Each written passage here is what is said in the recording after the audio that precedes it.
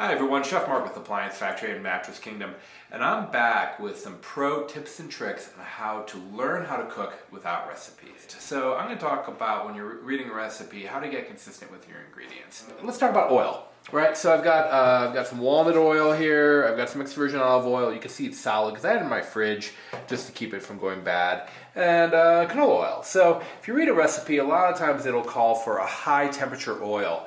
That's an oil that you're going to saute in. I always recommend never sauteing in extra virgin olive oil because it's got a low flash point. It's going to burn. So find a high temperature oil. I like canola oil. What I like about it is very thin viscosity. It can handle high heat. It doesn't have its own flavor. Walnut oil has a lot of flavor, so I love using this in salads. I make a wilted spinach salad, and this is my favorite oil for that. Safflower oil, grapeseed oil, choose one. And use it for all of your sauteing. So if you're reading a recipe and it calls for an oil that you don't have, go ahead, make a note, and swap it out for the oil that you know and love. I like marsala, I like brandy, I might have some red wine or white wine left over. I'll put some stoppers in those. And I try to do all of my cooking when I'm cooking with alcohol with maybe red, white, marsala, because it's got some sweetness to it, and some brandy. So I typically use 4 different kinds of vinegar. I like white and apple cider, red vinegar, and balsamic.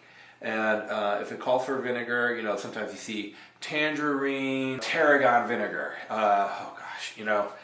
And it's very expensive, and you have to order it, and it comes in, it's a huge bottle.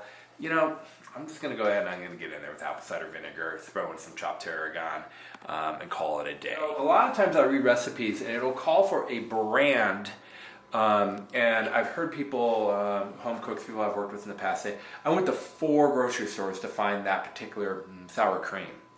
Well, it's not going to really change the recipe. It's funny, I have a friend of mine who always buys Daisy brand sour cream because her daughter's named Daisy. And it's not going to change it to the point where you're changing the spirit of the recipe. So be careful when you see brands. A lot of times, sometimes the recipe writer, they might have an agreement with that brand, or they might have a sponsorship, and that's why they're saying that brand. And then finally, let's talk about sizes, because I hear this a lot as well. And this is a great question. What's a medium onion?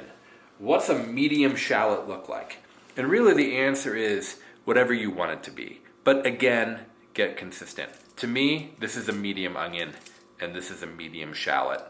A large onion would be bigger than this. Small onion would be smaller than this. If you love onions, go from the medium to the large. And if you don't care for onions, go for the medium to the small. Make those adjustments. The amount of onions you add to a recipe isn't going to change the spirit of the recipe. Same thing with things like shallots.